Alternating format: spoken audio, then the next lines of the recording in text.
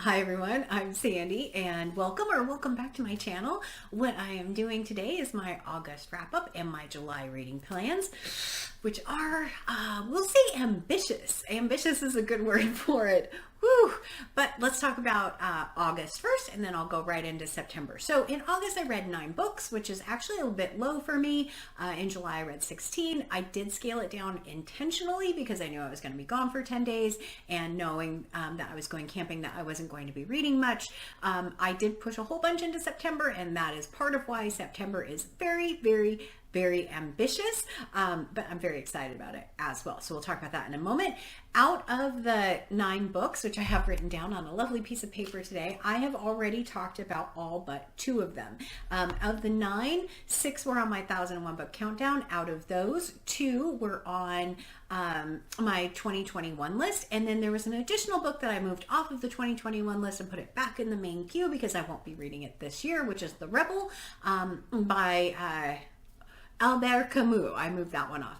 So out of the other ones, I will leave a link in the description, or I will leave a list of them in the description for you with the videos to all of the ones that I have already talked about. The 2 that I haven't talked about are The Golden Spruce by John Vaillant, which is a fascinating story about the deforestation in the Pacific Northwest.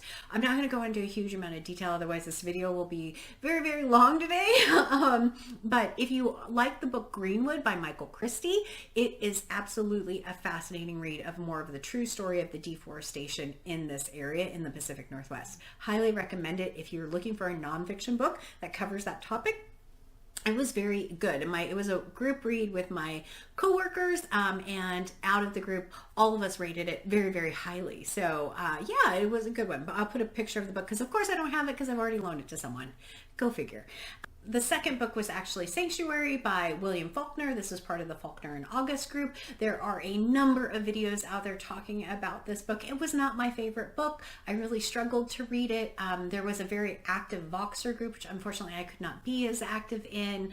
I am so thankful I read it as part of a group though with other videos. My favorites were definitely Brian at Bookish, who went week by week over the video or over the sections and really did explain quite a bit of it. A huge thank you to the hosts of this, which were Una from the Codex Cantina, Noah at Everybody Who Reads It Must Converse, Brian at Bookish, Alan at Big Hard Books and Classics, and Roz at Scallydandling about the books. They were wonderful hosts and really did help foster conversation in the Voxer group. I just wasn't as active as I wanted to be, and unfortunately Faulkner is still an author I'm struggling with. This is my second Faulkner book. I read Absalom, and yeah, I'm not quite on board with the brilliance of Faulkner yet. I'd hoped to read As I Lay Dying. Just didn't happen. So yeah, that was the other book. But again, I'm not going to talk any more detail about this one, and I will leave, as I said, links to the videos and the list of books that I did read in August. Okay, so let's talk about what I'm currently reading. The first thing that I'm currently reading is still the Mysteries of Udolpho, which I'm doing as a buddy read with Amy at AStar Reads and Bethann Bruniga Socolar. We are reading a volume every 2 weeks. I have read the first volume and part of the second volume, and I have to get to the end of the second volume by the end of tomorrow.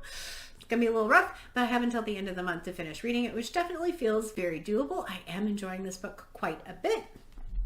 The next one I'm doing is a buddy read with Alisha from Alisha Reads and Rambles, which is actually wasn't on my August TBR. Of course, this was a late ad, which is Sorrowland by River Solomon. It's a newer release, and we are reading about 50 pages a day, on target to finish this on the 1st. And this is an excellent book. I hope to do a video about this book as a single review coming up, because it is a bit of a newer release and not something I normally read, but I am really interested to share my thoughts in it, and Alisha and I are having a great conversation. There's no worries at all about finishing this one. I'm so close to the end. It's more of a struggle to put it down and stop reading it. The next book that I am finally reading, is Dr. Faustus by Thomas Mann. I have now 7 days to finish this book until it's due back at the library. There is someone who now has a hold on it after me, so I'm not going to be able to renew it again. I am still pretty early. I'm about 35 pages in. I need to read about 75 pages a day in order to meet that timeline.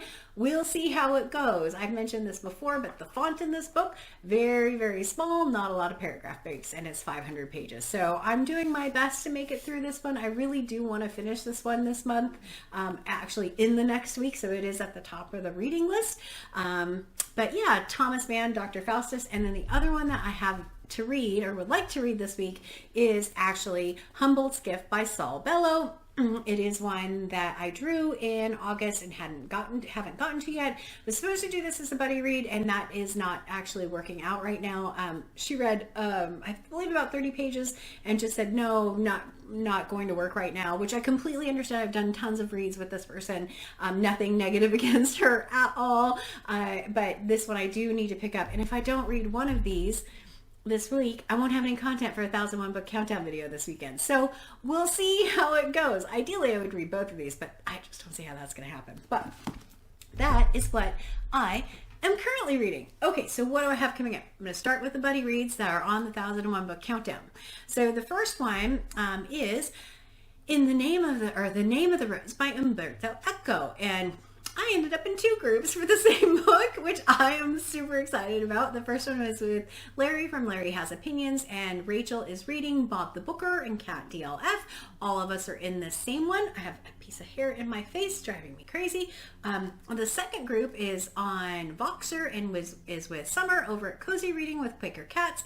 And so I will get to participate in both conversations with 2 different groups of people, which I think will be really great to hear different perspectives. Larry's group, we're reading about 150 pages a week with a weekly check-in. So that should be a really good way to make it through this list. Buddy reads and group reads always mean I make it through the book. So I'm confident that I will make it through this one. And it's on my 2021 list, which is very good news because I still have 20 on that list. Okay, so the second one, I'm still trying to work out the details of the buddy read. I had actually planned to read this in August and ended up pushing it in order to try and read it with this person, with one of my subscribers, which is the Ballad for George Hennig. And there's a horrible glare on this one by Victor Paskov. I'm hoping to be able to read about 60 pages a week of this and finish it in a couple of weeks. I'm still waiting to hear from my buddy read person to see if that schedule will work with her. Hopefully it will, because this is a nice and short one and is on the 2021 list as well, which would be fantastic. If I read all of the ones that I have here, which you can't see, all of these that are on the 1001 book list, it would actually give me 5 off of the 2021 list, which would be absolutely fantastic. Okay, so let's talk about the next, the buddy reads that are not on the 1001 book countdown list. Okay, so the first one is actually Unbroken by Laura Hillenbrand. I am going to be reading this with Shelley Swearingen. It will be our first buddy read, and I have wanted to read this book literally for years and just was never able to prioritize it. And so I'm thrilled that I get to read it with Shelley in this month. The second one is a book I picked up after reading Blonde by Joyce Carol Oates, and I am reading this with Carrie at Very Literary Carrie, and it is the final years of Marilyn Monroe. I'm still very interested in Marilyn Monroe. I think this will be a great one to read with Carrie because she's so familiar with JFK and with this kind of time period. So I think it'll be a wonderful conversation. We are going to be reading this in the last 2 weeks of September. So that's the next one. And then for my book club at work, we are reading The Mosquito Coast by Paul Theroux. So I don't know much about this one. I've only seen, I think I've seen the movie with Harrison Ford in it that came out a number of years ago. I think over 30 years now. Yikes. So I'm excited to read this one. It does have a very annoying fake sticker on it because apparently there's an Apple TV series coming out, which is why the group wanted to read it now. I have to read this by, I believe, the 15th, which is when our check-in, our conversation will happen. So yeah, that one should be a good one. And then I know why, I don't know. absolutely, like I said at the beginning, very, very ambitious. And I'm having trouble keeping this video to a reasonable length because I have so much to talk about. Okay, so the next one is actually something that is being held by Kevi over at Say Kevi. She had mentioned to me about Mary Roberts Reinhardt. I commented and said, okay, I ordered the book, and she messaged me and said, we should do a group read for it, which she has completely organized, and I am just tagging along with now, which is actually for The Great Mistake by Mary Roberts Reinhardt. She says this is the best Mary Roberts Reinhardt and thinks it's better than Agatha Christie. Those are strong words, so we're going to see how this one goes, but I'm extremely excited to read this with Kevi and with the group, whoever ends up joining that group.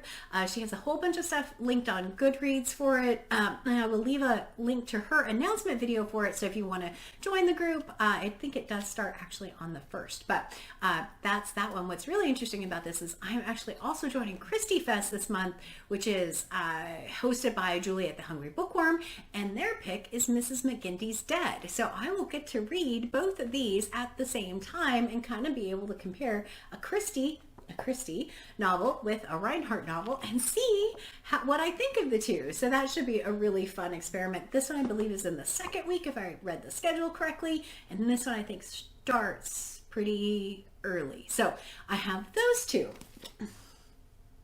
In addition to that, I have a book on hold at the library called The Zealot and the Emancipator, which is the story of John Brown and Abraham Lincoln. After reading Cloud Splitter, I really want to learn more about John Brown, so I found that book and it's available at the library. So of course I checked it out, not realizing this is what my stack was going to look like, so we'll see if I get to it. The other thing is I was approved for my first NetGalley arc, which is a book by L. Kennedy, which is being published in February. And what's really interesting about that, when I went and looked at my iBooks library, which is where I was purchasing books for the longest time, I have read 29 L. Kennedy romance novels. So this is a perfect one for me to read at the start. And I can't wait to jump into that one. Those kinds of books I read very, very quickly. I have high expectations for it. We'll see how that one goes. And if that's not enough for you, it's Shaketember. And I have not read a lot of Shakespeare, but have wanted to read a lot of Shakespeare in the past and just had never prioritized it. So I'm taking the opportunity of Shaketember to at least read some Shakespeare. The 4 hosts, which I mentioned in my book haul video, are hosting 4 different plays, of which I'm going to try and read one. So as much as I would like to be able to read more than that, I just don't see how, based on what I'm seeing from my massive piles. But I have this massive complete works of William Shakespeare, and I have it all marked on here with the weeks. The first one is Othello, which I'm not going to be able to read. The second one is The Tempest, which I am going to try and read. It's the one I'm going to focus on because I have this lovely helper kind of one, and this one, so I could look and read both of those. The third one is Steve Donahue's pick, which I believe is King Henry Part 1. I don't think that's right, but you know what, I could look. I have the actual book here. Oh, it is King Henry the Fourth, the first part, which is the one that Steve Donahue is doing, and David Wiley is also doing a Shaketember, and that one is in his as well, so I would really like to read that one. I don't know how much more I'll be able to get to, but those are the 2, The Tempest being the highest priority to read, and should be an interesting one to try and read some Shakespeare. In addition to that, I have 2 books that are based off of Shakespeare characters. One I talked about in my book haul, which is These Violent Delights, which is supposed to be based off of Romeo and Juliet. I would love to be able to read Romeo and Juliet and this at the same time and watch one of the movies. Maybe if I wasn't working, I could get away with that. But that one, I love this cover though. I think that cover is just beautiful. And then the other one that I haven't talked about that I have is actually Hamlet by Maggie O'Farrell. This has a Hamlet reference to it, is from what I understand. I have not read Hamlet. I would love to be able to read this one at the same time and read Hamlet. It's going to be a bit rough to try and do that. We'll see how that works, but those are the 2 books based off of Shakespeare characters that I would like to try and prioritize. As far as Wednesday reads, the only ones that I really want to try and prioritize are the ones for Mark Nash, which is Mark Nash's book, Stories We Tell Our Children, and Niall Burke line. One, because a friend of mine is waiting for me to read this so we can talk about it, and two, I really want to support Mark Nash with reading his book. So if I can fit these two in to this massive list of books, I certainly will do so. But, I mean, I think ambitious may be the wrong word. That's lunacy maybe. So normally I would draw out of my green bowl as well for the September. There are 4 Sundays in September. I do have my bowl here. I have 5 books off of the 2021 list that if I read those, I will be meeting what my goal would be. I am going to try and draw. I'm going to go ahead and draw. Let's see how many I just completely disagree with. I will try and draw 4. We'll see how it goes. Okay, the first one is American Pastoral by Philip Roth. I think I have actually read this before. It's on a couple of different ones. One that says I had read it, one I haven't read it. I have some concerns about Philip Roth based on some prior comments after reading Job Updike. We will see how that one goes. At least it's not Sabbath Theater, which is also in here, by the way. I'm hoping I don't get that one. Okay, so the next one. Oh, okay. The next one is Gravity's Rainbow by Thomas Pynchon. Yeah, I'll pull it, but I doubt I'll read that one in September. I have no interest in reading that one right now based off of some other comments that people have made. We'll see how that one goes. Okay, so no, we're not reading Sabbath Theater. We're going to put that one back because we're not reading that one. Okay. So the next one is actually The Optimist's Daughter by Eudora Welty. This one I know is a very short book. I've actually already ordered it from Thrift Books, so it will be here soon. This one I'm fairly certain I can do because it is very, very short. So we will go ahead and add that one to Gravity's Rainbow and American Pastoral. And then the last one, please be kind, Bowl. It wasn't kind. Blood Meridian by Cormac McCarthy. I've had this checked out at least once before and not read it. I have read other Cormac McCarthy novels, including The Road, including All the Pretty Horses. This one I understand is difficult and troubling. So sure, why not? We'll throw it into September. I doubt I'll read it in September, but we'll pretend like I have a chance of reading that in September. I'll put my bowl down. Okay.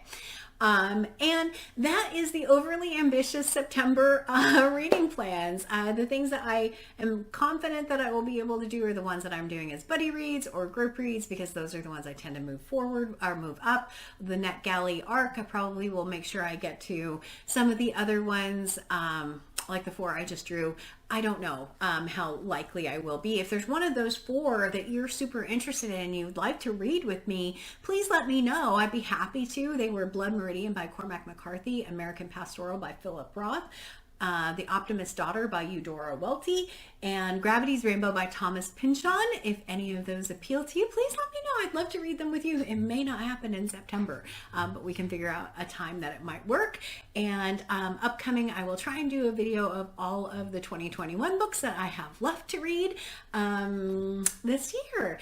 And with that, like, comment, subscribe, wherever we do that at. And until next time, everyone, thanks. Bye.